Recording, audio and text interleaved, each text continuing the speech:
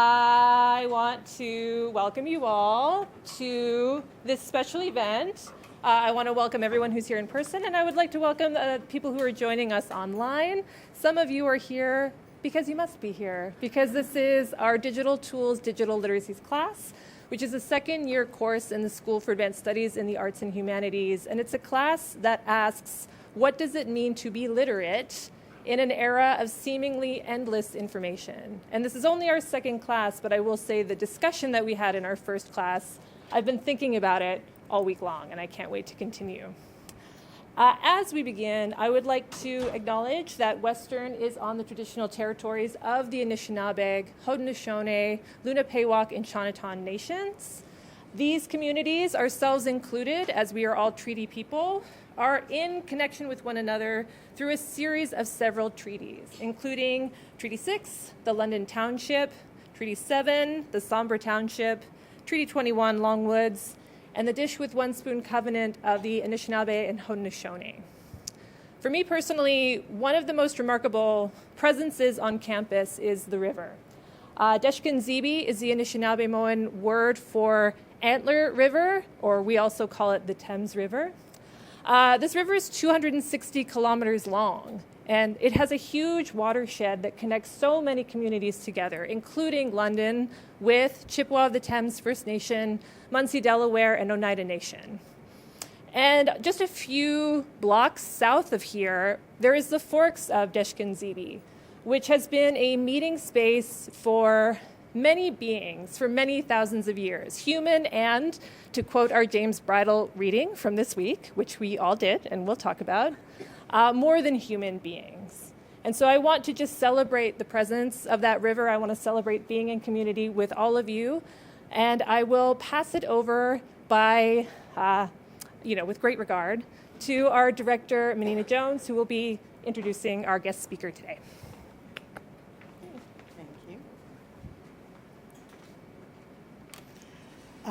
My name is Menina Jones, and I'm the new director of SASAH. So it's a real pleasure to see everybody's faces and to maybe start to get to know people a little better.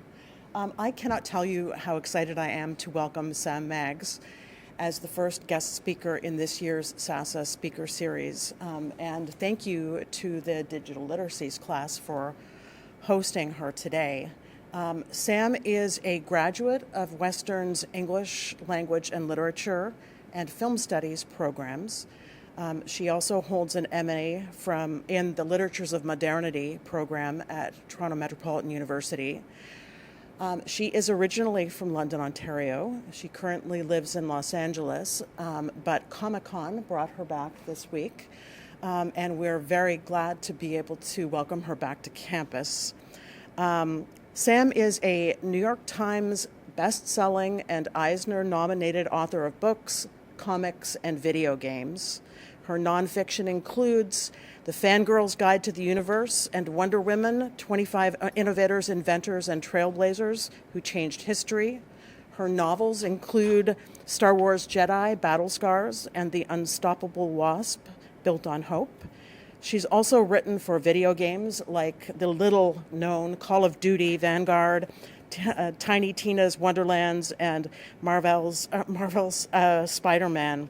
Her comics and graphic novels include a whole variety of titles, including The Critical Role, The Mighty Nein Origins, Pirates of the Southern Seas.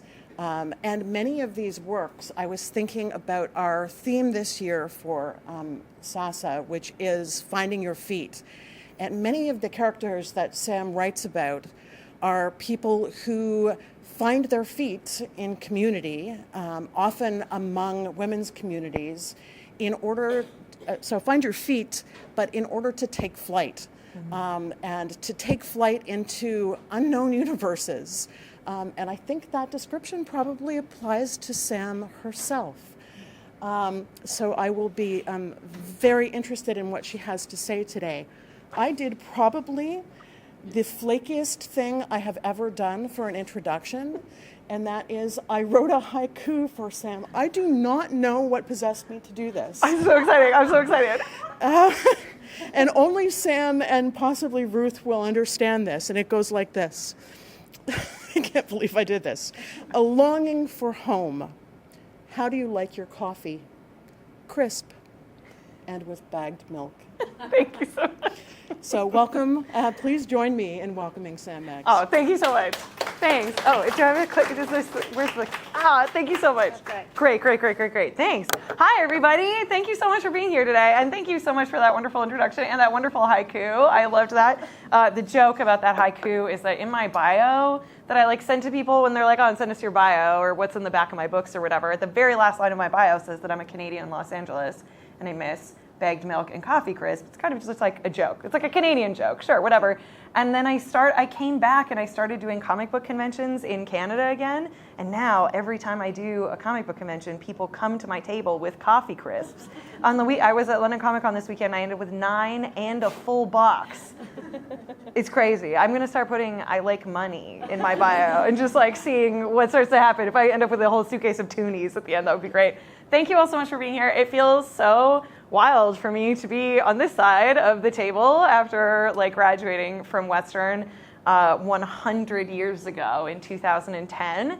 And so a lot of my presentation today, I think it's really cool that we're here in a digital literacy class, because a lot of the way that I got my start on writing professionally was via a digital environment. I started writing online for free for a bunch of various local websites.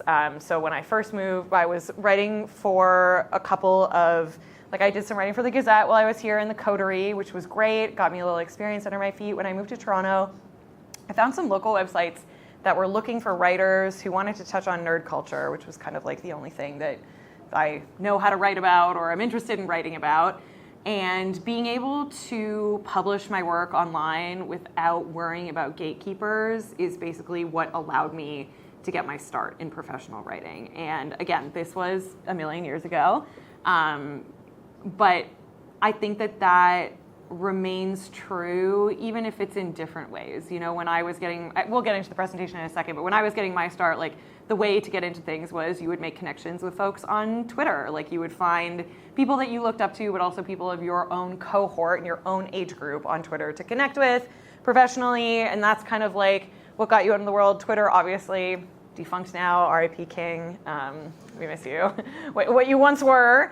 But that is still true that in the 90s and the early 2000s and before, you really had to wait for the people at institutions who had the control over publishing to give you permission to put whatever you wanted out into the world, because there was no other way to get it out there. So you had to wait for somebody from Marvel Comics to come to you and be like, "I like you." And usually the way that happened is because you looked like the other people at Marvel Comics and you were buddies with one of the guys and there was a guys club. I'm using Marvel as an example here. I don't know that this is true necessarily, but that was kind of the thing, right?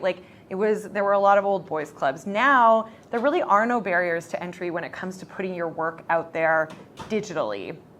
You can still use, you can still use Twitter, you can use Blue Sky, you can use Instagram, you can use Tumblr, you can establish Patreons, you can publish your own podcast. There's nothing stopping you from putting your own work out there. And so what I really want to do today, instead of giving you guys dusty information about how to DM people on Twitter or whatever, which is irrelevant, what I really want to do for you guys today is to show you what it looks like to create 3 different kinds of stories that you can then put out there. Because I think that there's not a lot of, when I started writing for comics, I didn't know what a comic book script looked like. Nobody had ever bothered to show me that. When I started wanting to work in video games, nobody had ever told me how to make a video game myself if I maybe did not know how to code necessarily. Nobody told me that you can make choose your own adventure games online with absolutely no other skills, no artistic skills. You can make video games as just a writer yourself, no problem. There's not a lot of information out there, I think, about the practical ways to do this stuff. Once you've made something, then you can go ahead and put it online in your place of choice. You can use Itch.io for your video games. Yeah, you can use Patreon for your webcomics, whatever, but you have to make them first. And what I always tell people is making things is really hard. Making art is really hard. And people are going to try to act like it's not a big deal or like it's not hard work because it's fun, it's silly, it's not, you're not in, like, I don't know, we're in the nursing building, like whatever, you're not saving lives in that practical way. But it is really difficult, and you are saving lives in a really different way because people today are so desperate for connection. We're all sitting behind our screens, we're all desperate to connect with each other. There are a lot of people out there who lack empathy because they're not consuming good art or a lot of art, period. And it's more important than ever that we tell our stories so that other people can consume them, absorb them, and realize that we are all people, even if we come from different places, even if we have different sexualities, backgrounds, like we all share the same kind of human experience. Our feelings are all the same at our core. And no one can say the things that you have to say except for you. The person you're sitting next to has a different story to tell than you do. They have a different voice than you do. They talk differently. The way that they express themselves through art is different. No one can say the things that you have to say except for you, and we need the things that you have to say, like more than ever. And the only way that I'm gonna know what you guys have to say and what your unique voice is, and the only way that companies who can potentially hire you are going to know is if your stuff is out there for them to read, look at, consume. The only way that you're going to get anywhere is if you not only start something, but also finish it and then put it online and make it available for other people to see. And if you reach the finishing it stage, you are already ahead of, I would say, 95% of people who say that they want to be a writer, that they want to be an artist. There are a lot of people out there who start a lot of things, but who never finish them. And if you get to the point where you're putting it out there, where you're being vulnerable and exposing your art to the world in a place that people can see it, like it, comment on it, maybe hate it, that's the way of art. Like if you're making people hate something, then you're probably doing something right in a lot of cases. Then you're, I would say, ahead of like 98% of other people out there who are wanting to do things. So starting, finishing, put it online, but how do you make stuff? And that's what we're going to talk about today, is we're going to talk about how do you make, what does it look like to make a book? What does it look like to make a comic? What does it look like to make a video game so that hopefully you can try to too. So we're going to get started. Okay, great. Who am I? That was a really wonderful introduction. But that's me. I'm Sam. I've always been a fan. I was a big fan of nerd stuff from when I was a little kid. This was a lot more revolutionary in 2014 when I first started publishing. It's not so much of a crazy idea now, but that first picture on the right was me dressed up as Captain Marvel when I was here at Western. And that is me writing Captain Marvel now. So that was a real full circle moment for me, very exciting, but that's sort of been like, this is something that I've always really loved. The things that you love are important, and the things that you love are really the things that you should be trying to make. So that's part of that. And I also, I just like to include this. Again, I think it's a little less of a revolutionary idea now than maybe 10 years ago, but it's just important to note that over half of people who go to Comic-Con, like the con that we were at this weekend, are women or non-binary. More than half, significantly more than half, I would say, of people who play video games are women, which is kind of wild because there are not a lot of games made, marketed specifically for women. And only about less than a quarter of people who are making this stuff right now are not men. Over 75% of the people who are making comics and video games and stuff like that are still men. So we are getting better. We are making good steps in the right direction. This is really great, but this is not a great number. And when I was working in the States, one of the studios I was working at, one of the big initiatives was let's get women recruitment up to 10%. If we can hit 10%, that's going to be a really big deal for us this year. And I remember being like, that's fucking crazy. And they were so proud about it. But it's fine. I don't work there anymore. Anyway, what kind of stuff have I made? You've already very kindly gone through a bunch of my stuff. But my New York Times bestseller was a Star Wars book based on a video game. So it's kind of I've written original books. I've written for Marvel. Those are my novels. I've also written a significant amount of nonfiction. That's how I got started. I've written a bunch of comics, including an original and IP. What IP means in this context is characters. I mean, I'm sure you guys know this. You're all on the internet. But just in case, characters that other people own. So it stands for intellectual property. Star Wars is someone else's intellectual property. Marvel is someone else's intellectual property. original work is stuff I invented from my brain. So I've done both. And they both have their own unique sets of interests and challenges, which we can talk about if you would like to. And I've made a lot of single issue comics as well, in addition to the bigger sort of graphic novels. And I've worked on a bunch of video games, which is like a very different kind of writing than both novels and comics. And we will get into that. But there's a variety of things that I've been fortunate enough to contribute to over my time in the industry, which is really fun. So anyways, let's talk about what it looks like to make a book. So we're going to use one of my middle grade novels as an example for this, and I'm gonna take you through like what some of this actually looked like while I was working on this book. So how I got involved with this book, again, we're going to talk about the difference between IP and original work. The publishers for this book, Macmillan, approached me with an idea, and they kind of said, we have this idea about 2 kids at Comic-Con. What would you like to do with that?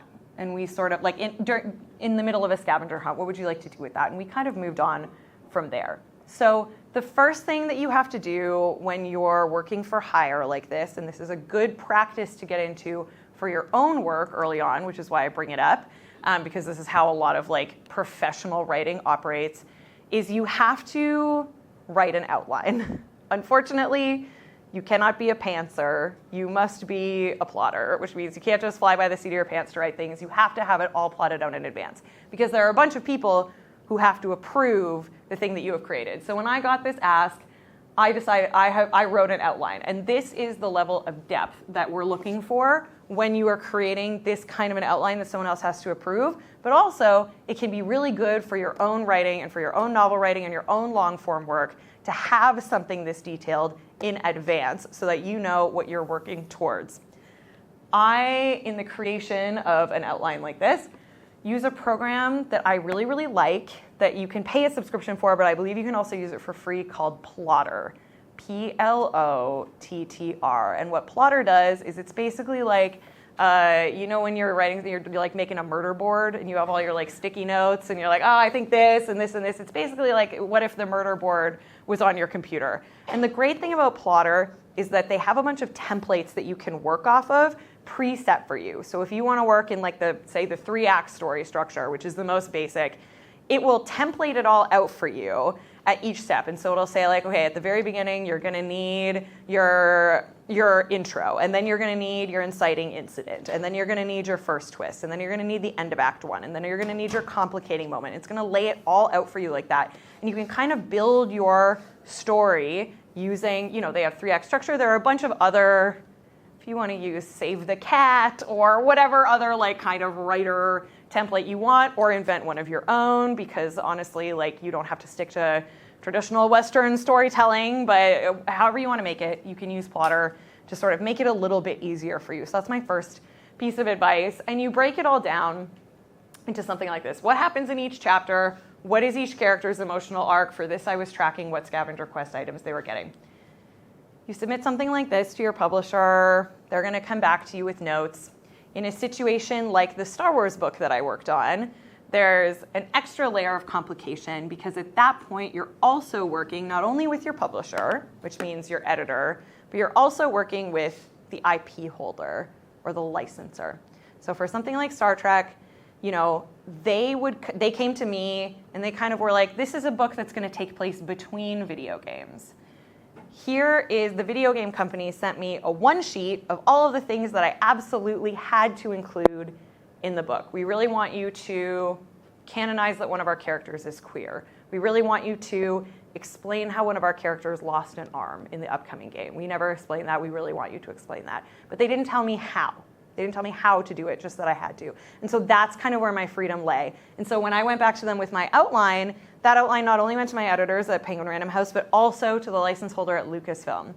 And so those guys, Marvel has something called the Creative Council. Lucasfilm has something called Story Group. All of these big companies have an interior team whose whole job is to know like every single thing that's happening with their characters in every single different part of their universe. Because if you think about something like Star Wars, they've got comics, they've got video games, they've got toy lines, they've got movies, they've got TV shows that are coming out in 8 years that they're already filming. Like, they know all of this. I don't know, and I'm not allowed to know any of this. So there will be situations where I'll send an outline like this in, and they'll be like, you can't use that planet. You can't use that person, use a different person. And you're like, okay, no problem. And they won't ever tell you why. And then you'll go to the movies like 8 years later, and you'll be like, oh, shit, that's why. At the end of my Star Wars book, there was like a big fight sequence, and I remember where like the Night Sisters brought a bunch of corpses back to life, and it was really epic, and I was like so proud of myself. I was like, this scene is amazing. It's so good, such a good ending. It was like 10,000 words. It was so much writing, and I was so proud of it. And they were like, cut it all, rewrite the ending from scratch. Can't have it. And I was like, no, I don't want to. I really like it. It's really good. Why would you ask me to do that? And they were like, I don't know. And I was like, cool. And then I watched The Acolyte, and the end of that series is like a bunch of Night Sisters bringing corpses back to life. And I was like, oh, damn, okay, this was a situation of like simultaneous development, like totally separate from each other, but you're not always going to know why, and they'll tell you why. So you have to get your outline approved. The great thing about working off of an outline like this, too, is it's a little different when you're working with like a licensor and you're held to it a little stronger, but you have a roadmap, but you don't have to stick to it. And that's really helpful when you're doing sort of longer form writing, because as you write, things are going to change. You're going to realize, like, I started writing this character and I thought he was going to sound a certain way. In the writing of him, it feels a lot better to write him differently. I think I'm going to have to change some parts of the outline, and that's okay. You can do that. The outline is a living document, but it does help to kind of know where you're going and to also be able to go back to it to kind of make sure that you're staying on track with the story that you're trying to tell. Once you go past the outline stage, you're going to do a first draft. And we just write our first drafts in either Microsoft Word, or many authors like to use a program called Scrivener, Scrivener, Scrivener? I don't like not knowing how to pronounce it. Don't tell anyone. This is being videotaped. Scrivener, which is a much better software for long form novel writing than Word. It lets you break things down into chapters.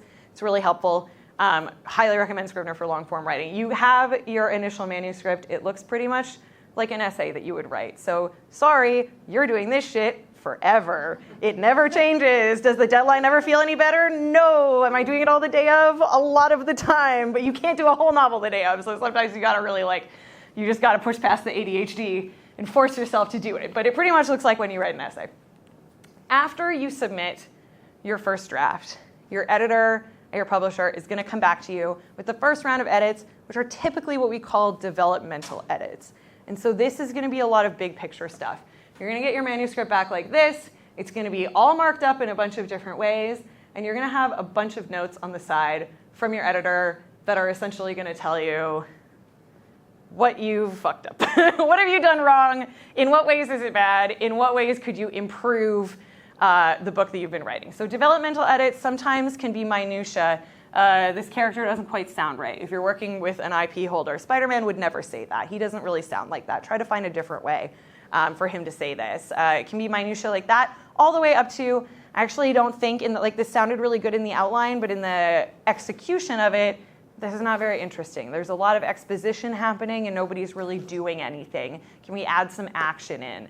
I don't think this whole sequence is working. You'll have to take it out and fill it in with something else. You've got a lot of big rewriting, and I know you're going to probably hear this a lot over your time here, but writing is rewriting. You have to get really, really, really comfortable with deleting stuff that you like or that you think is really good and fixing it, and you will notice that later it does improve it, but it doesn't make it any less frustrating in the moment. I will tell you that. And I think it's important to remember, and this is also true with your professors, that I think sometimes things can start to feel adversarial. The act of creation is a very personal and vulnerable process, and you're putting yourself out there, even with an essay.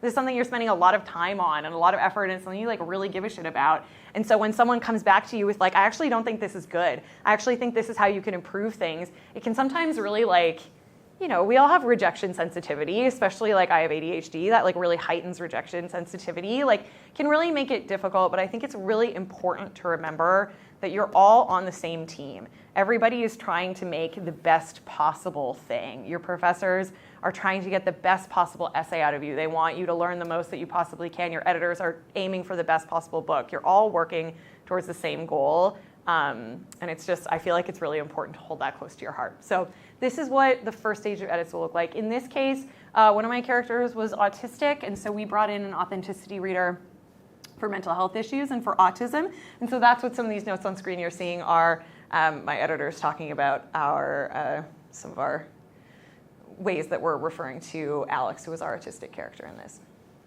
You take it back, you rewrite it. They send you more developmental edits. You take it back, you rewrite it again. You're going to do that a seemingly endless number of times until everybody's finally happy with it. And it moves on to a phase called copy editing. So at this point, they're going to have flowed the book into InDesign, which is a program that you use to lay out books, magazines, templates, stuff like that. So it's all going to look like a real book, and then a copy editor is going to go through it. And now a copy editor's job is being like so good at grammar. This guy, like, she's going to know everything about grammar. And also, she's going to hold you to your continuity. So if you said a shirt was blue, and then 3 chapters later you describe her black shirt, they're going to catch stuff like that for you, which is really great. And so that's when the really, really detailed notes are going to come in at this point. And once that's done, you have something that looks like this. It goes into typesetting. You get to take a look at it one more time before it goes to print, and then that's that. So that's how you go from something that starts as like basically an outline to a finished book. It's a very isolating process. Novel writing can feel very isolating because the act of creation is essentially solo. There's nobody else on your team except for eventually your editor, who will see something, and your license holder or whatever. But basically, it's just you behind your word processor trying to come up with something interesting. And that can be pretty daunting. And that is why I super recommend getting a writing group together, which sounds like pretty serious. But my writing group is like 3 weirdos on Discord who are just like making fan fiction for each other and like hyping each other up in the comments on a Google Doc, being like, that's so good, that sounds just like it, we love this. Like, that's my writing group. But like having people that you can talk to, bounce ideas off of, show them your garbage rough drafts and have them hype you up, have somebody in the team who like knows a thing or two about punctuation so they can fix every time you like don't know how to use a semicolon, or like I don't know how to use tense. I don't know if any of you are on AO3, but like I can't use the present tense to save my life. Like I need somebody helping with tense all the time. Get like some like-minded folks together and have them in a group with you so you can kind of remember like this is supposed to be fun, this is supposed to be exciting, and you want like people who are going to be excited for you and who like are there to hype you up. And so it's kind of nice to have a little squad together so that it doesn't feel quite so isolating when you're just creating stuff like this on your own. So that is going to look a little bit different than creating comics. The nice thing about comics is that you have a bit of a bigger team. So this is my personal preference, but of all the things that I make, novels, comics, video games, I think comics are the most fun and the best to make because of the collaboration element of it. Like we said, novels, so solitary, right? Just you. Video games is often you and 300 of your closest friends all trying to make art at the same time. And that is a lot of cooks in the same kitchen, And the other thing about video games is that writing is almost the bottom of the barrel in terms of priorities is not always the case, but like a lot of the time in terms of like what's important in the game. Because what's really important in a video game, it's having a good time. The game has to be fun. Like, you're not going to play a video game unless it feels good to play and it's fun. And that even goes for like depressing games. Like fun is, there's a broad definition of that, but it has to make you want to play it. It has to be enjoyable to play. And so the writing has to serve the enjoyableness to play and a bunch of other technical elements, right? You're limited in writing a video game in ways that you're not when you're working on a novel simply because of technology, right? Because if I want to write a comic about 17 unicorns, say, my artist is going to be pissed at me and maybe will never work with me again, but they're going to draw me 17 unicorns, like, because they have to, and they can. But if I'm working on a video game and I say, I think I really want to tell a story about 17 unicorns, they're going to go, that sounds pretty cool, okay. And then a week later, somebody from engineering is going to come to your desk and be like, actually, we can only support one sprite on the screen at once. So can your story about 17 unicorns actually be about one unicorn? And you'll say like, yeah, I think that's like kind of okay. Like that's like an adjustment I can totally make, no problem. So now your story about 17 unicorns is about one unicorn, fine. And a week after that, someone from programming is going to come to you and they'll be like, actually, we only have a rig for a goat. So is it okay if your story about 17 unicorns is actually now about one goat? And you're like, oh, okay. I mean, it's kind of like a totally different story entirely now, but like it has to serve like what you are able to create, right?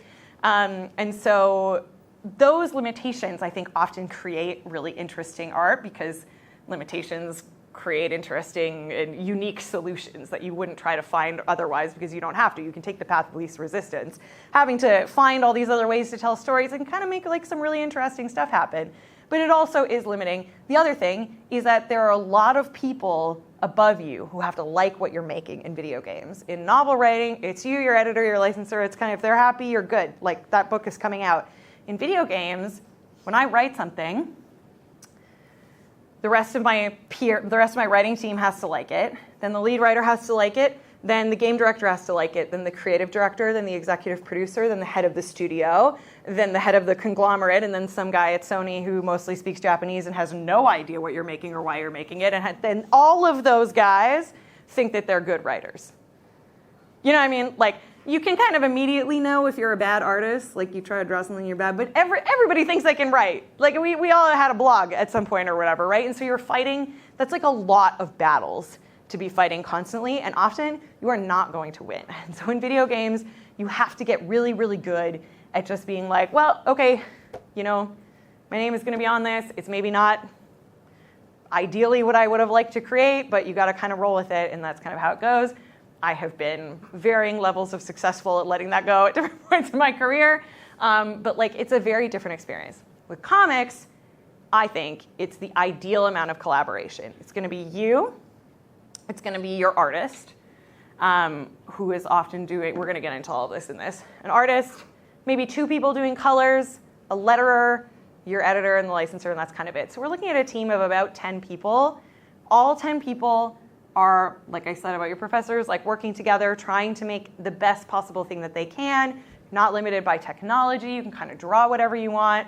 And it's like, that's a small enough team that I know that the other people on my team are all going to make the thing that I have made better. They're all going to elevate it. They're all going to have better ideas than I do. My artist is going to understand how to lay things out on the page better than I do. Colorist is going to have better ideas about how to make it look beautiful than I do because that's their job. Just really feels like the most people working together make something beautiful. And the nice thing about comics is if you're a writer, artist, you can make one yourself at any time. If you're a writer, you can collaborate with an artist and make something at any time. This is super available for you to make for yourself right now. So we're going to use my Captain Marvel comic as an example for what comic making looks like. So once again, it's going to start with an outline, but shorter. So the way that comic book writing works is once you've put a little bit of your work out into the world, people are going to see it, people are going to notice it. If you're fortunate, an editor if you've made connections with them online or in person at comic book conventions, they'll get in touch with you and they'll ask you to pitch. What that basically means is that they know that they have a book coming out. They want to make a Captain Marvel book in this instance. And so they go out to a bunch of different writers and they're basically like, audition for us. Send us your best idea. No pressure though. And you're like, cool. And then you sit there paralyzed for like 3 weeks being like, oh my God, this is the scariest thing. And then at the last second, you do an outline. And if you're fortunate, your idea will jive the most with the kind of ideas that they already have in their mind of the thing that they would like to make. Oftentimes, if you're not getting a pitch, it's not because your pitch wasn't good. It's not because you're not a good writer. It's not because you're not good at your job. It's just because somebody else was a better fit or their story was a better fit for what they're looking for at that current moment. So in the course of my career, I have pitched on 90% of things that I have pitched, I would say, have gone nowhere. And maybe 10% of things start to get developed, and maybe 2% of things eventually come out. You know, you spend a lot of time throwing a lot of spaghetti at the wall when you're trying to do this professionally. And again, you have to get really comfortable with having a bunch of good ideas that go nowhere. Save them all. You can eventually repurpose them, but that's part of the rejection process. So in this case, This was my outline. I wanted to tell a story about Captain Marvel feeling like she's overworked and underpaid. And who among us? You know what I mean? Everybody can relate to that. And that's the cool thing about writing for IP as opposed to writing for original work. And it's why I recommend everybody should try writing fan fiction at least once in their life. Because essentially, what my career has been is like a variety of sanctioned fan fiction that I have been paid for, right?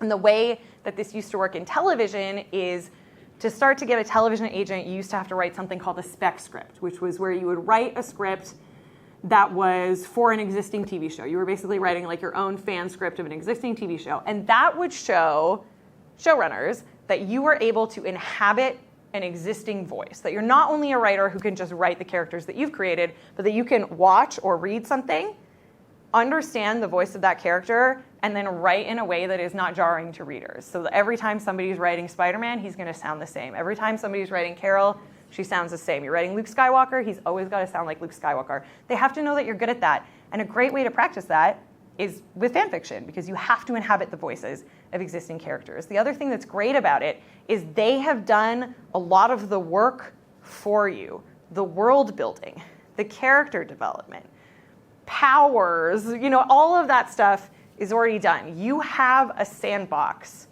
that you can play in. We know that Peter Parker is always going to be kind of like sarcastic. We know that he's going to be good-hearted. We know that Carol is a badass. Like, we know certain things about these characters already. We just have to put them into circumstances. It's like playing with paper dolls a lot. You know what I mean? You're like playing with somebody else's dolls. What's great about that is it takes a lot of the pressure off of you as a creator. Because I don't know about you guys, but if you've ever tried to start to write a story, like sometimes I'll spend 6 months just being like, but I have to invent a language like Tolkien or whatever, and I'll get like so into my own head about it. And that just delays the actual writing process so long. And again, there's like benefit to outlining, but if you're just stuck in that phase of like, oh my gosh, there's so much pre-work to do, oftentimes you don't get anywhere. That's the great thing about fanfic is that is all done for you already.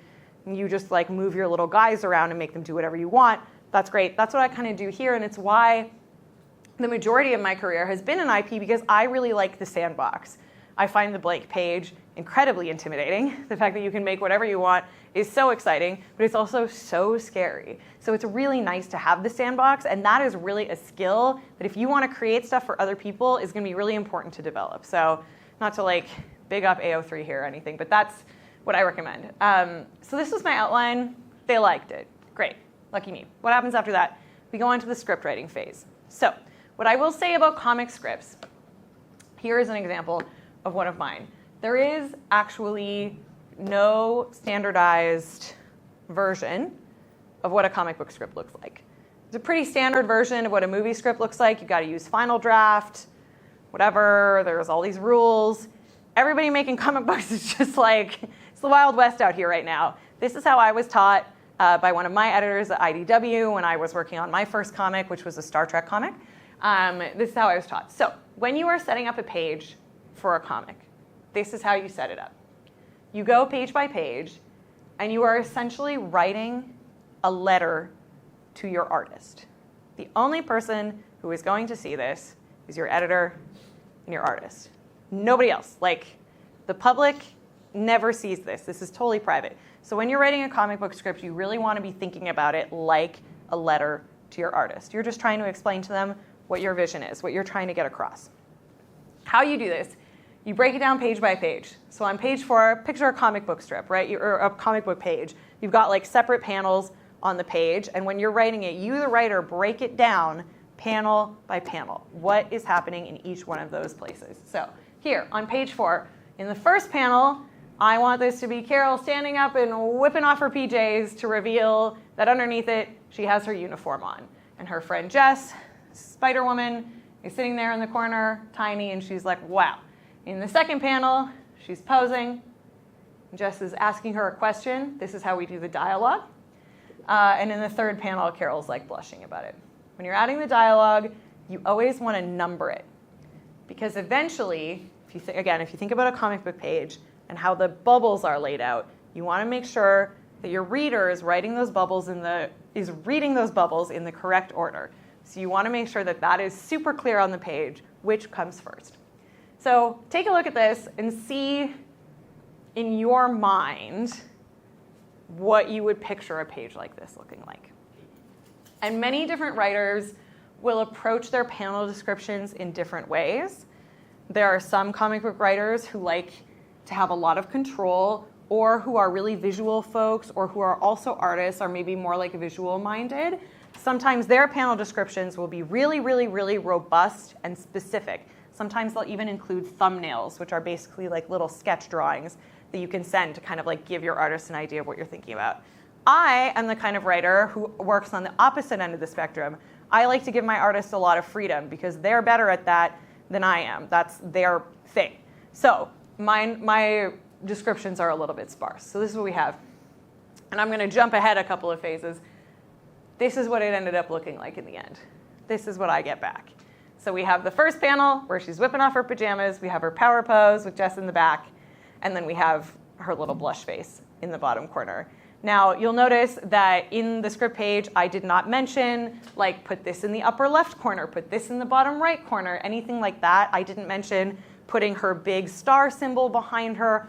All of that stuff was the choice of my artist, Sweeney, who is a gal from Montreal, actually. So this is an entirely Canadian-created American comic. But that's what it ended up looking like in the end.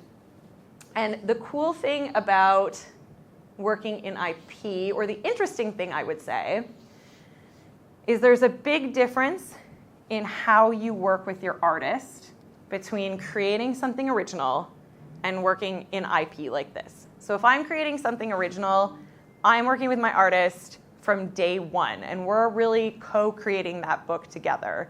The pirate book that I made that with an artist named Kendra Wells.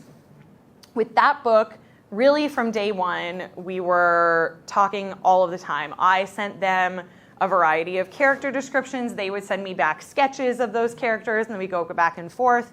For the pitch we put together to try to sell the book to a publisher, they drew 10 sample pages, and I put together a full synopsis of what the book would look like. So you're really, really working so closely when you're making something original with your artist. When you are working in IP, I did not talk to Sweeney a single time.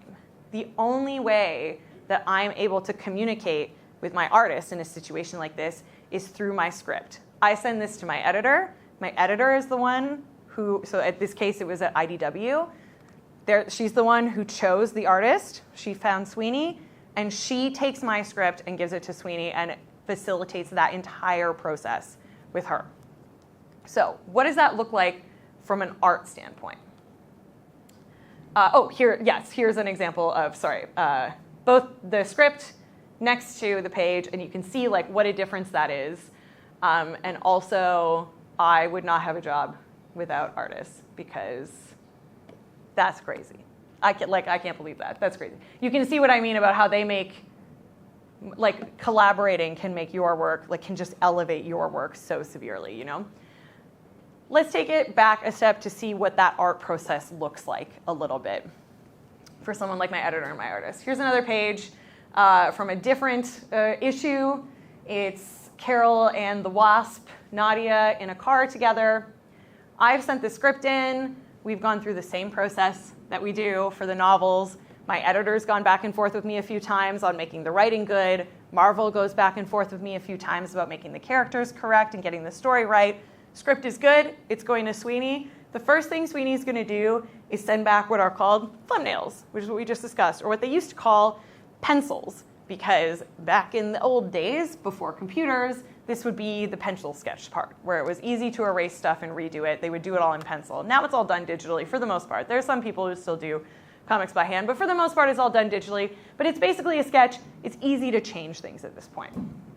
Once the pencils are approved, we move into inks. So kind of hard to tell the difference here, but if you look closely, you can. On the left, this is pencils. Once we're happy with the pencils, everything looks good, everything's laid out right, we move into inks, which in the old days is where the artist, and sometimes it was a different artist, sometimes the person who did the layout and the person who did the inking were two different people. Often today, they're the same person, again, because it's all digital. It's where you would trace over the pencil drawing with a pen, essentially. It goes from sketchy to good, to like final, and you have all of your line work complete. This is where Sweeney is going to step out of the process, and we move into working with our next collaborator. It's where I come back into the process, because this is where we start working with our letterer. And this is where it becomes important about why I numbered all of my dialogue at the script phase. Because at this point, our letterer, like this person's entire job is hand lettering comic books. It's a specialty. They get awards for it. It's incredibly difficult. I don't know how they do it. They place all of the speech bubbles and also voiceover boxes onto the page. There's some things a letterer has to think a lot about. The first is reading order, because this one, as you can see, you go from the top left to the right, but then you go back to the left, and then you go across again, then you go down the middle, then you go left on the bottom, and you finish on the right. They have to be very clear about what order the bubbles are laying in, what the verticality is of the text, so that you, as a Western reader, because when you're reading manga, obviously you're reading it the other way around, and so manga is a very different beast, and I've written for manga before, and it's a bit different, and there's a lot more sound effects also, but when you're talking about Western comics, you're really looking at making sure that you're thinking about the fact that we read top to bottom, left to right. How do you lay things out? The second part of that is, how do you not cover all of the beautiful work that Sweeney just did? Because there's going to be a lot of text, and you don't want to destroy too much of the art, essentially, or like cover too much of the art. So it's the other thing that a letterer has to think about when they're working on this stuff. And this is a lot of the times where you'll see novelists moving into comics for the first time will make an error, and they'll put too much text on the page. They won't rely enough on the visuals. They'll rely too much on the dialogue to do the work. And so you'll get sometimes you'll pick up a comic and it'll just be like a full page of words, and you'll be like, I bet this was somebody who was writing prose first and then moved into comics. I was very guilty of that in the beginning too. But comics are really the ultimate version of, as a writer, having to think about show, don't tell. You really, really want to be focused on what is the action on the page first. Because similar to how a video game has to be fun to play, a comic book has to be good to look at. Or else, why didn't you just make it a novel? Like, you could have just made it a novel. There has to be some reason why the story that you're trying to tell works best in a visual medium. And so you really want to be taking advantage of that. So a letterer has a difficult job. They put the letters in. At that point, the pages are going to come back to me. And this is where I get to determine, does this look right? Are there any typos? Does anything not make sense?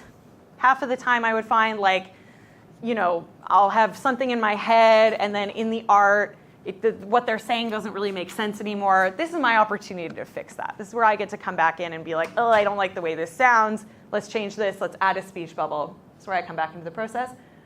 Once the letters are in, we move into the coloring process. This is going to be the final step. This is where colors get added. Coloring in comics is a two-step process. And sometimes, again, these are even two different people. Often today, it's just one person, but if you're trying to reduce your workload, if you need assistance, there are people who specialize in this. There are two different jobs here. The first job is called flatting.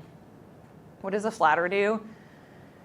You guys use Photoshop, Paint, whatever, the fill tool, where you just click an area and it fills up in all one solid color. That's what a flatter does.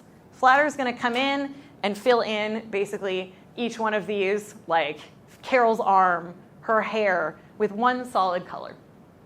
Then the colorist is going to come in and they're going to do the rest of the work. They're going to add all the shading. They're going to add all the light reflections. They're going to make sure that everything is actually finished and colored appropriately. So if you look at a comic like this, we're looking at writer, editor, artist, who is both the penciler and the inker in this instance, a letterer, maybe a colorer and a flatter and the licensor. We're talking about under 10 people working on this. But that's how you get from the script to something like this. So the great thing about making comics is that it's so accessible, and also there is just such a hunger for it. Because I think that indie publishers are really filling the gap now, which is really wonderful, but not entirely. There is still a real hunger for underrepresented stories, I think, among audiences. People are really looking for more and more and more niche content that specifically talks to them, that specifically talks to their community, their experience. And a lot of these corporations there are people within them who are very dedicated to the art and the stories that you're telling and the message you're putting across. But at the end of the day, top line at these big corporations is they're trying to make money. That's all they care about. So if you make a thing and you put it online and it gets a really big following, if there is a really big audience for it, if you suddenly have a Patreon that's popping off, they're going to notice because they would like that money for themselves. So it's part of our job, I guess.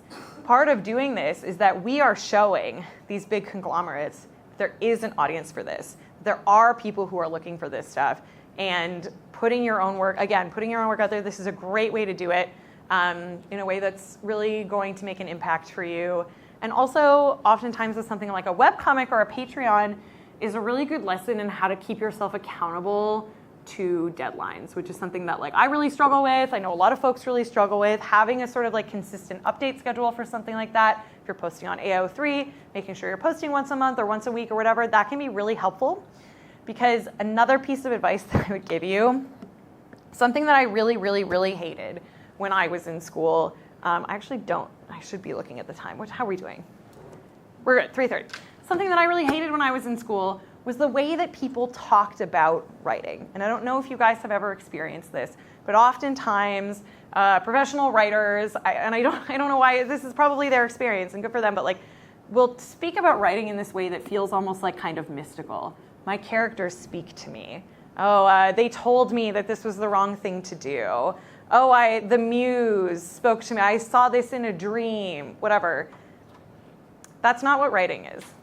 At the end of the day, do not be intimidated by that because they're just making up mythology for themselves. And again, if that's the way that they experience the creative process, that is incredible. But also that kind of rhetoric can be really damaging. And I just want to tell you guys that writing is a skill that you practice, and it's a muscle that you build the same way you go to the gym and you do deadlifts, and then you can lift something heavier at the end of the year than you could at the beginning of the year. Practicing writing is a skill. Just the way drawing is a skill, you get better at it the more that you do it. And I am not a person who's write every single day. You don't have to do that. But you do have to do it. You just have to sit down and force yourself to do it.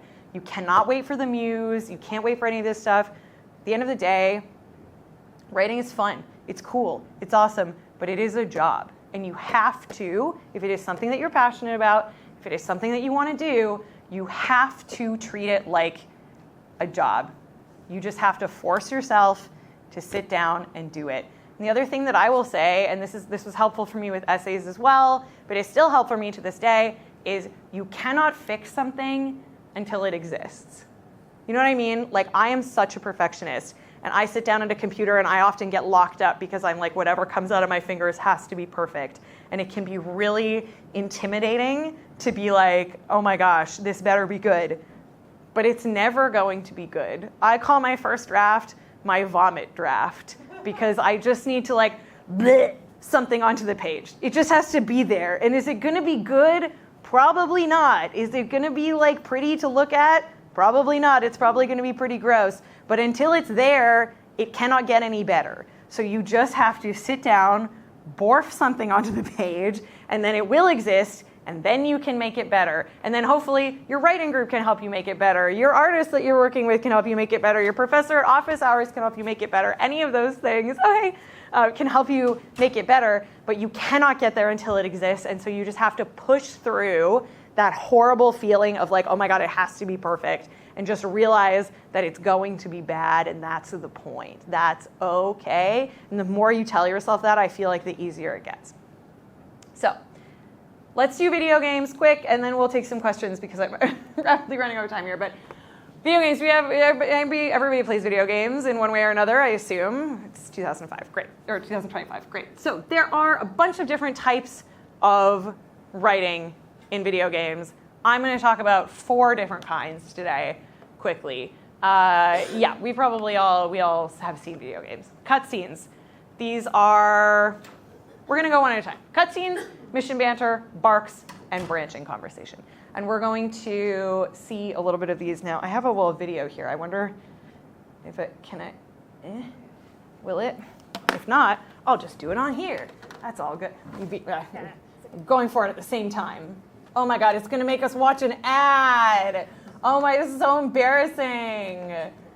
Ew, okay. Oh my God, why would they put Jared Leto in this movie? Ew. Why would they do this to the memory of Tron Legacy, a perfect film? Cool, thank you so much. Okay, we did it. And I got to shit on Jared Leto. So this is a cutscene. It's basically a cinematic scene, entirely computer generated, that you have no input in. You're watching like a little movie for about 2 minutes. It's like this. He's talking about his watch. She's like, wow. When you're playing a video game, you're not doing shit during this part. This is where you put the controller down and you're like on your phone or whatever, right? Because you don't care, ultimately. I usually don't either. It's totally fine, even though I write it. But this is what a cutscene is, right? No player input. You are watching it happen. It's filmed cinematically. Great. How do cutscenes get written? Oh. Bit. You don't get to know. Stop. Great. How do cutscenes get written? Like a movie. Video game cutscenes are written in Final Draft, basically the same way you would write a movie script, because they are essentially going to be filmed the same way that a movie is going to be filmed. So, you know, you've got your interior. This is a script that I worked on for a video game that everybody hated, called Anthem. It wasn't a good game. That's fine. I learned a lot. And this is what it looks like. And oftentimes they're filmed in a mocap studio, a motion capture studio. You guys all know what this is. You put on the funny black suit. It's got dots all over it. There's 6,000 cameras around. You're in a black room. And the cameras are capturing all of your body movements so that they can, you know, ingest them into the system and ultimately make you into a creepy little meat puppet that I can do whatever I want with, basically, inside the system. But this is what it looks like. So when you're writing a cutscene, it's pretty cut and dry. It's straightforward. There's no player input. Lots of people. The next thing we are going to talk about is mission banter. So we're going to watch a little bit of an example of a bit of a mission. This is all stuff that I worked on. These are all scenes that I wrote when I was or that I helped work on when I was at Insomniac, working on Spider-Man. So mission banter is going to be like this. We can look at the bottom of the screen. This is you're playing. You are controlling Spider-Man at this point. You're playing, you're wandering around, you're doing stuff, but Spider-Man is talking to you. This is the dialogue that's occurring when you are on a mission to kind of like help you understand contextually what's going on while you're playing. So a great example of this is like, I need you to press the triangle, so I need Spider-Man to say, better press that triangle, but in a way that makes sense. Better set off that EMP, you know? Oh, the bouncer needs to say you're not allowed to get in so that I know why I'm sneaking in as a player. This is what mission banter looks like. I'm going to listen to these guys, have a conversation. Okay, that's what's happening. Spider-Man's going to tell me I'm doing some whatever here on with my little thumbs. And then that's going to activate these men talking, which is another thing that I have written. So now they're going to have a conversation because it fired because I did the thing with my sticks. Okay, that's mission banter. So what's that going to look like? Less glamorous. It's a spreadsheet. Most of video games are made in spreadsheets. It's awful. This is what it looks like to write mission banter. So what have we got going on here? So much. All that we have to worry about as writers is the purple field. This is where we put all the dialogue. So Spider-Man saying, better use that EMP, gotta isolate their vocal wavelengths, then those guys talking, all that dialogue goes into the purple section. Everything on both sides is telling the computer everything else it needs to know about when, how, and where those lines fire during a mission. So these are all codes. What we call these are the codes that hook up the piece of dialogue that I've written to the appropriate like person or timing in the game. So these codes are, this is going to tell you what the, like this is different. This is for a Dungeons & Dragons game I worked on, but this is going to tell you the race of the character. Here's the thing. What's the voice direction, which we'll get into in a second? Has that line been recorded? Is someone replying? Does it have a reply? Is there an immediate response to it? Yes or no? What map does it fire on? What mission is it happening on? Is it happening now? Like these are all the different things that the game has to know.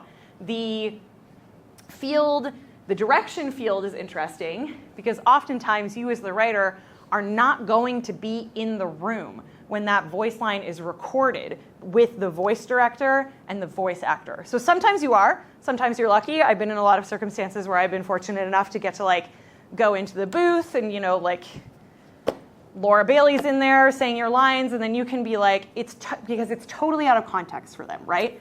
When a voice actor walks into a booth, they get a spreadsheet worth of lines that are just their lines. They're totally out of context. So Spider-Man would get a lot, like Yuri would get basically like, gotta go left. Gee, I hope it's not raining outside. But I have to be there to be like, the context of that line is your father has just died and you're, you know, the voice director often is not going to know that because they're also trying to knock out. If you think of a game like Dragon Age Inquisition had 900,000 words. To put that into context, a novel will maybe have 100,000 words if it's a big book. Like, it had almost 1 million words in it. So voice actors are trying to crank out, and voice directors are trying to crank out a ton of dialogue, so they don't always know. So if you're not in the room, it's good to be able to have this direction field so that the director can say, okay, you're trying to say this line with a tone of disgust or whatever. This is what mission banter looks like. This is a little bit of a closer view on like the fields that are particularly relevant to me. Who's saying it? What's the line? What's the voice direction? Have we recorded it? Has it been integrated into the game or not? Third type of game writing is going to be combat barks. What does that mean? Well, we're going to have to watch another dumb ad about it because I didn't sign into my Google. But that's okay. Oh, again, I don't know. If it's not Daft Punk, you know, like, I don't think 9 Inch Nails will be fine. I don't know. Anyway, thank you guys for your patience. Cool. We'll cut this out of the final version, maybe. Combat barks. It's this. It's the stuff that you say when you are in the middle of a fight that you are controlling in the middle of a game. So at some point here, I mean, there's a lot of that all has to get recorded. Those are called exerts. So you have a spreadsheet of exerts that you need to get. And if a voice actor is doing exerts, they have a shorter day because that's really hard and damaging on their vocal cords. So that's we save that to the very end. It's difficult. Spider-Man's not saying anything here because I've fast-forwarded to. There. They're saying some stuff. They're talking to each other. Spider-Man's saying some stuff. You're going to die. NPC shit. You know what I mean? What does that look like? Okay, cool. This is where I have a different spreadsheet. Cool. I'm going to show you a real sheet of combat barks. Okay, so what do we got over here? We have the character name. I've deleted all like relevant information out of this. The event name, so like what kind of a combat situation is it, goes in here. Again, this is all the other information the computer needs to know. When does it play? At the start of combat. Who's saying it? A monster. It's a baddie. Which baddie? Baddie 1. What are they saying? Eliminate them. Now find 7 different ways to say that. Bring them to their knees, crush them, show them true power, whatever, whatever. Anyway, this is how much for one event. That's just the first baddie. What about this guy? Oh, there's more. This is video game writing. Not to discourage you guys, but this is basically what it looks like. I wrote all of this shit. Can you believe that? It's crazy, right? Like, you have to do so much, and it's basically just finding 600 ways to say the same thing over and over again with a little bit of the flavor that you're looking for. I killed the big one. I killed the warrior. Fire on the warrior. Volley on the warrior. These all are different depending on what you are trying to get across to the player at any current moment based on what's going on. Help me with this, kill this guy, I need healing, revive me. There are a million different ways to say that, because if you are the player and you hear the same thing coming out over and over again, because you're playing games for 40 hours, you're playing games for 120 hours, if you're hearing the same thing over and over again, you're going to get fatigued and you're not going to want to play the game anymore. So you have to have all these varietals so that things still feel fresh for people. But at the same time, there's only so many ways to say reloading. Try to think of another one right now. Putting fresh bullets in my gun. You're not like, it doesn't, it's a real challenge. It's a really like interesting challenge that I think really only occurs in games. And this is where like a programmer is going to put the description in so that I know what I need to write. This field is going to be blank usually. This is the field that is empty for me. Programmers are going to put in, or like the combat designers, the level designers, whatever, they're going to put in here what they need from me. So here they're going to need, I need to say that combat is beginning and that we're starting. That's what the request here is. What's the request down here? A bad guy has been taken down and we're celebrating. Hooray. A companion has been taken down. Great, we're celebrating. One of your friends has been taken down. The bad guys are celebrating. So one of your team has been taken down. The bad guys are celebrating. That tells you as the player, I need to go revive my teammate. These are like the kind of things that you have to think about. There's another thing that you have to worry about when you're doing video game writing that we're going to get into the next section, called ludonarrative dissonance. We're going to talk about that in a second, but we're almost done with the presentation part here. Okay, I did that. Great. Last thing we're going to talk about is something called branching dialogue. Any of you guys ever played an RPG with dialogue choices where you get to like choose what your character is saying? Same idea as a choose your own adventure book, where it's like, do you go into the closet or do you go outside? If you go into the closet, turn to page 45. Same idea. In RPGs, oftentimes what that's going to look like is, I don't need to show you this. You guys know what, it's fine. Something with dialogue choices looks like. Here's one that I wrote. You approach your character and press F to engage dialogue. She's going to say some stuff. You're going to say some stuff back to her. And eventually, there are going to be some options for, you guys know what dialogue options look like. Should I say A or should I say B? How do you write that behind the scenes in a program where there's going to be a choice that can go one of two directions? This is mostly what it looks like on proprietary systems that your studios are going to build. So when I was at BioWare, we used an engine called Frostbite. This is an engine called Unity, which is available for anyone to install and learn, and what a lot of like professional studios also use to build their games.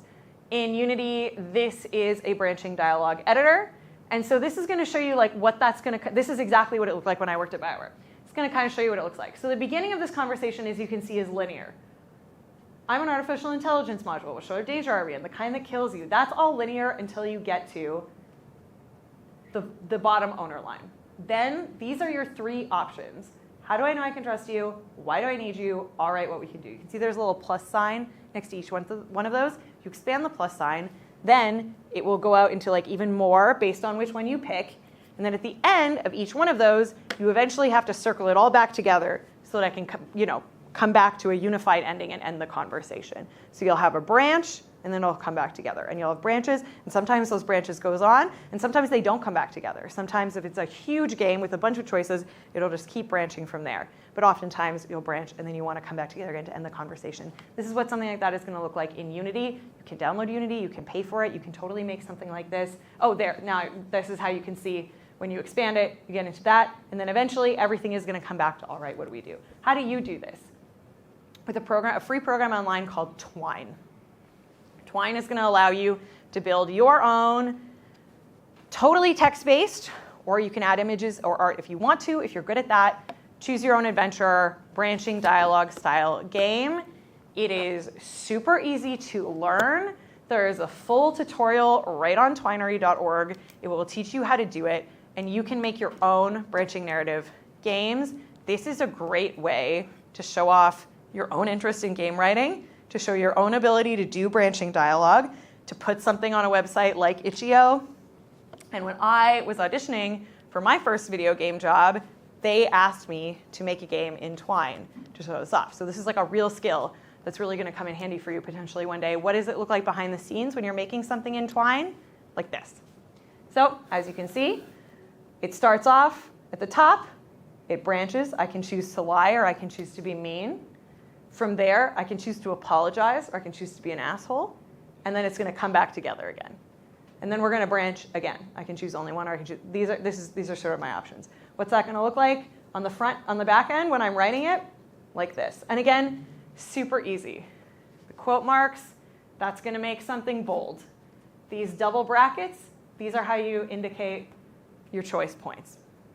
Lied is going to take you to that one that said lied. Mean is going to take you to that one that said mean. And then there's a little bit of, there are some flag setting you can do as well. What does it mean when you set a flag in a video game? It means you're telling the game to remember a choice that you've made. I took the necklace or I didn't. Because if that flag is set to I did take it, different things can happen in the later game as opposed to if you haven't hit that flag yet. It's how a game knows if you've done something or not. What's that going to look like on the front end? Kind of like this. I have my little dialogue, and at the bottom, I have my choices. So that becomes that easy. And you can make a Twine that's super simple. You know, in this case, I have 3 choices at the bottom. That's going to make things a little bit more complicated. If you decide to make things a little bit more complicated, you start to get into a little bit of stuff like this. But again, all of these tutorials are right on twinery.org. And the only thing I know how to do in coding HTML, like I learned how to code HTML for Neopets, like for my Neopets homepage in MySpace, because I'm a million years old. But it's no more complicated than CSS, essentially. It's pretty simple. These are telling the computer, have I gone down the left path yet? If I haven't, it's still going to show up as an option. If I have already, it's not going to show up as an option. So you can even include stuff like that. Let it know what you've clicked on already. You can also make things very complicated. You can make choice-based games that have a million different, if this, then that, if that, then this, if this, then that, then go here, then do that. There's a lot of almost math to this kind of thing. But that is something I really, really encourage you to do if you're thinking about getting into game writing. And something that I will say right now, too, is that the industry is contracting a little bit at the moment. It doesn't really know what it's doing. But I will say that video games are not going anywhere. They are the biggest industry they're the biggest entertainment industry in the world. They make more money than books, movies, and music put together, which sounds insane, but it is true. They're not going anywhere. The industry is going to continue to expand, and it's a great place if you want to be a writer to try to get involved, because it's one of the only opportunities in writing that will ever give you a salaried day job. If you're working on television shows, you're going contract to contract. If you're working in comics, unless you're under an exclusive deal, which is like you have to be Tom King, basically, like you're going contract to contract. If you're writing novels, you're going book to book. If you're in video games, you have a 9-to-5 job with the desk that you go to every day, and they give you health insurance, and they give you a paycheck every 2 weeks. And as a writer, that's a pretty rare opportunity. So it's something that I really, really encourage. And that is the end of how to make stuff. So yay! Thank you guys so much for listening. We have about 15 minutes. Yeah. I would love to take questions Yeah. if we're down for that, if anybody has any. Oh yeah, we have up to 15 minutes for questions. I'm just going to ensure that we've got great. Thank you so much. Hours at the keyboard. Okay, so you might have noticed the wonderful Greg D'Souza taking video at the back. Thanks, Greg. Thank you, Greg. So we are recording this for posterity. I am, if you have a question, going to come to you to capture it on video. If you feel like you don't want to be shown on video later, that's great. Just talk to me at the break. We'll make sure you're not there. Can I see the first question, please? Yeah. Excellent. Hello. Hi. Here, I'll come around this way. Speaking to this same place. No problem. So I just had a question. You were talking a lot about working in IP and fan fiction. Yes. And I was wondering if you had any thoughts on kind of the publishing trend of publishing fan fiction and changing all of the names and everything into books, and whether that poses a danger for fan fiction. Off the top of my head, I read the Hurricane Wars and I was like, what the heck, like this is something I've read before.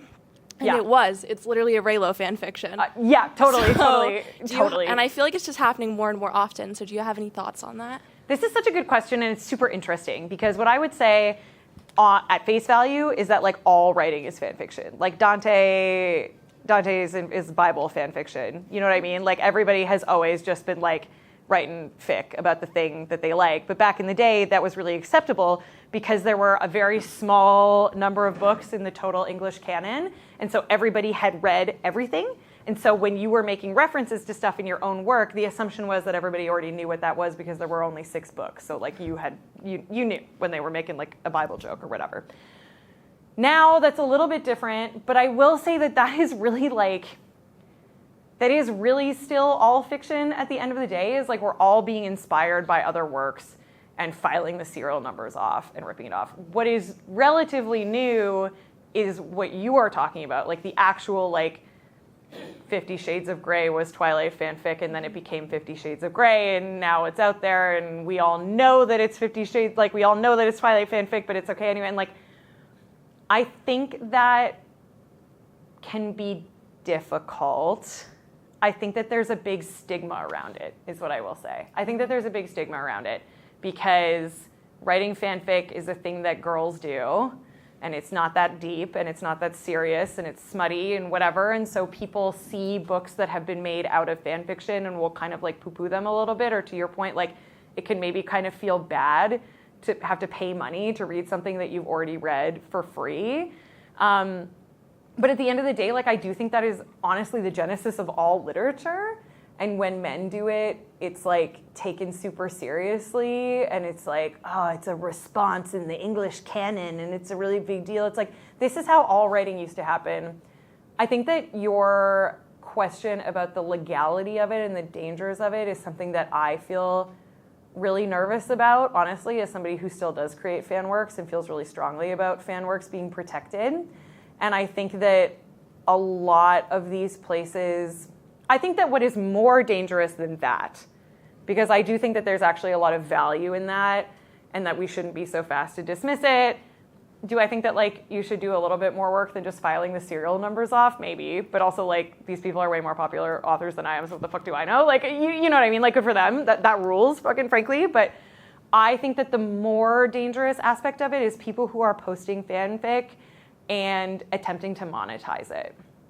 That's when things get really dangerous, because AO3 specifically has like a no monetization policy, because the whole point is that like nobody's making money on any of this, all for the love of the game. When you start to get Patreons involved, where you're like, I'll post an update every so often on my AO3 in a publicly available place, that kind of stuff, that's when it opens up fanfiction archives to litigation, because all of a sudden you are making money off of a fan work, like a direct fan work.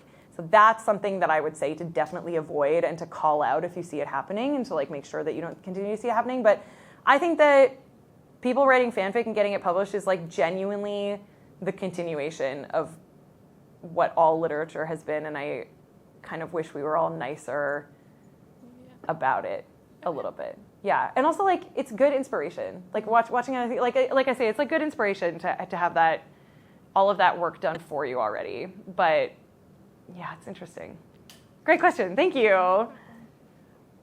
Great question. I do want to point out on the chat, and if you're joining us on Zoom, please ask your questions in the chat too. You're very welcome. Chris Austin, who TA'd for this class last year, he wanted to compliment your note about writing as a job. Yeah. And he says hours at the keyboard are greater than prophetic inspiration. Oh my God, I just spilled water all over your notes. I'm so sorry. That's okay. It's waterproof, whatever.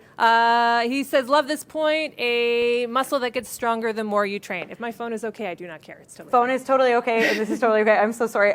Yes, I totally agree, Chris. Thank you for saying that.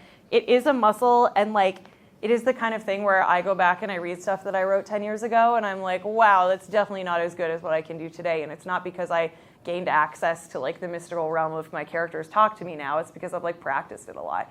You know, like the very practical elements of like, how do you tell a story? How do you like make a character get their point across quickly and effectively? How do you convey a character trait without having to like overly explain it with exposition to the audience? Like all of that stuff just comes with like trying it over and over again. And also that's how you find your own writing voice, because you always start kind of trying to like imitate someone that you like. Like I certainly, even subconsciously, you're influenced by like the writing that you enjoy. You want your work to sound the same. But you eventually sort of develop like your own cadence, your own routine, your own like, you just can't get better at this stuff unless you do it a bunch. And that is a huge pain in the ass. That sucks. So much to invent a fix for that. How can I take a pill that makes me great at this stuff immediately? But yes, thank you, Chris. I appreciate that. Other thoughts or questions? Yeah, hi. Great. What's your name? Rachel. Hi. Nice. And what was your name over there? Sorry. Ellie, thank you so much for asking. Nice to meet you.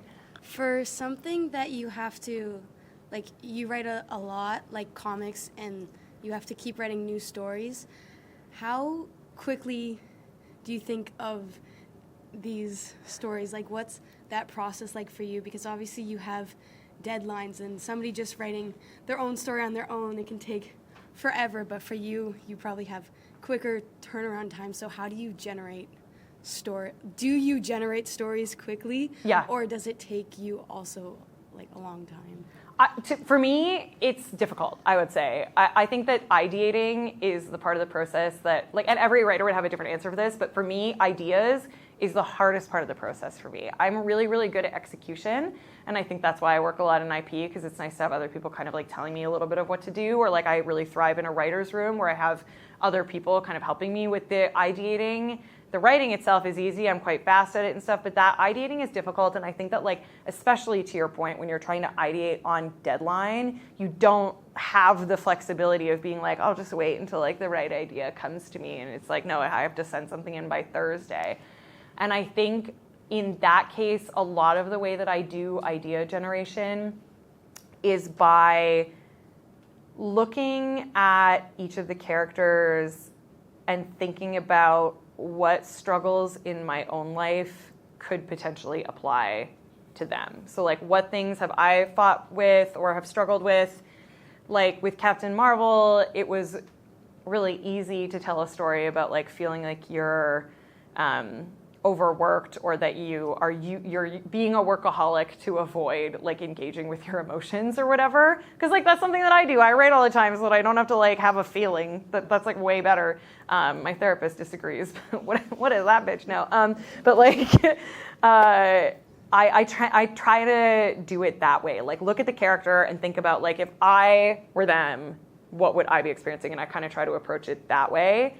It's a lot more difficult. I think it's still, at the end of the day, like I think it's still difficult. I think you're kind of sitting there trying to like be creative, and sometimes it works and sometimes it doesn't. And one thing that I have felt really, really helpful in my time is recognizing the moments where it's not going to work, when you're pushing and pushing and pushing and you're getting nowhere and you have writer's block and no good ideas are coming to you. You have to step away, because I think a lot of the time people would be like, just push through, just try harder, I just have to sit here for longer, just keep trying. That's not the right answer. The right answer at that point is to step away and go consume things that are going to inspire you. And that's the other part to that question, is like, if I'm really, really struggling, I'm gonna go away, I'm gonna watch either something totally brand new that I know everybody is like talking about, and that's gonna like suddenly spark a bunch of ideas for me and be like, oh my gosh, or I'm gonna go back and like watch an old comfort show that maybe I haven't seen in 10 years or whatever, and be like, I spend a lot of time rewatching old shows and thinking about like, what did I like about this? Why did I like this? What did I like about these characters? Why did they connect with me? What can I pull out of that for my own work? Go back and read an old book that you love, or read something totally new and outside of your comfort zone. In order to like generate ideas, you have to be feeding yourself constantly. And I think that people often forget that consuming is part of creating. And so this is me giving you permission to play a bunch of video games if you have writer's block or whatever. Like, I think it really does work and help. But at the end of the day, like, you have to get something in. If you want a shot at the job, like, you have to get something in. If you want to hit the deadline, you have to. And sometimes it's just not going to be as good at other times, and that's okay. But like, yeah, I try to think about what experiences in my life can I mine. It's always about like, write what you know, and mining your own emotions to find the truth of that. I'm never going to swing around on a spider web or whatever, but like, I understand what it feels like to be trying to have 2 jobs and friends and a girlfriend and a relationship with my parents and be in school all at the same time. And I can write about that, you know, and put a layer of spider webs on top of that. And that's kind of, yeah, totally.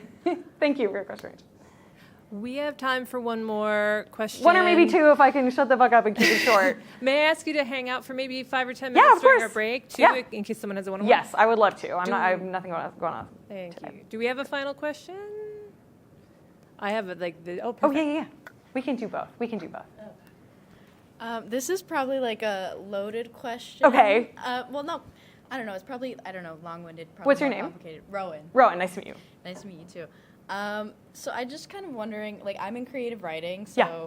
this is really interesting to me. Oh, okay. How did you kind of just like get your foot in the door, like coming out of school? Like, what did you really get started with? Yeah, that's a great question. Couple answers. First, I did internships. So I did a master's after this at TMU, and part of that I could either choose to write a thesis or do an internship. I chose the internship because I knew that like work experience was going to go a long way and be the thing that was going to like get me to that next thing. Doing that internship, I think really gave me a leg up on a lot of other folks who were graduating and didn't have anything on their resume yet, hadn't made any connections yet in the world that they're looking into. So any sort of school resources that you can use to get yourself into the communities, like the actual communities that you're looking to work in, is great. Working, like writing short stories for the Gazette, talking to someone at the London Free Press about like, you know, like stuff like that. Like get out into the world and see what kind of internships you can do. Utilize the resources that you have here while you have them in whatever way that you can. That's huge. Second, it was really about like finding people local who are looking for someone to work with and needed content to put online. I don't advocate for free work. I think like a lot of what I've been saying here is like make your own stuff and put it online, or like find a website that is looking for you to write for free or whatever. It sucks. And I don't think that it should be the way that things work. But like it's sort of, I'm trying to give you practical advice, so I'm just gonna say like, for me, and again, this was like 10 years ago, but I was writing for, when I moved to Toronto, I found a bunch of like local websites like Toronto Comics or like, you know, Canadian Nerd, whatever, like places like that were looking for, like so many places are just like looking for content. They need content. They're content machines. They need you to write for them. There are tons of places that accept submissions. If you go on like your favorite blogs, like, you know, the Mary Sue, I ended up writing for the Mary Sue, which is like women in nerd culture website. And they had do you have an idea? Send us an idea. There are also a ton of both comic book publishers and smaller press publishers that will accept unagented submissions. So what that means is even if you don't have a literary agent yet, you can go to their website and submit your like pitch for your comic or your idea, and they will still look at it, which is great. Like Quirk Books, who published my first book, they accept unagented submissions. I think some of the smaller comic book publishers probably do. That's a great way to do it, but I would say that you need to kind of have like a bit of a body of work behind you before you start doing stuff like that. So put things in a couple of places online, either for yourself or for other websites that are looking for content, and that's gonna go a long way. So yeah, start to put your voice out there, both networking-wise and writing-wise, because the unfortunate second part to that answer is that networking, I would say, is like 50% as important as writing. It's like it's half of it, you know, which sucks because I'm like an introverted, autistic, I'm in writing because I don't fucking want to talk to people, you know. I'm like, you know, like that's the whole point. So it's a bit of a bummer, but going to comic book conventions, talking to the comic book artists, talking to editors, finding people on Blue Sky, not only who you look up to and who are the level above you, but again, like of your cohort, that's really huge. Those are the people that are going to come up with you and like offer you opportunities and vice versa when you're able to. Finding those connections are really important. And so talking to other people who are doing creative writing here at Western, like that's a great community to be a part of. Who's making plays in London, you know, depending on what industry you want to get into, like trying to reach out to those folks online, like can really go a long way, I think. Yeah. Awesome. Thank you so much. They got to know who you are, you know? Yeah. That was a perfect final question. Oh, you had a question. No, it opens a bag of worms. But it's about AI, so we can talk about it later. Oh, yeah. Fuck that. We hate that. You answered it. You answered it. I've answered it. I'm going to be in a class action lawsuit about it. We hate, yeah. It's a generative AI is built on plagiarized work. And if nobody could be bothered to create it, then I don't know why I should be bothered to consume it. That's how I feel about it. Perfect response. Yeah. Sam, thank you for your time thank today. you so much. And thank you guys so much for being such a great audience today. I appreciate it. Thank you. Wow. All right. We're going to break till 4:15. If you'd like to ask a question one-on-one,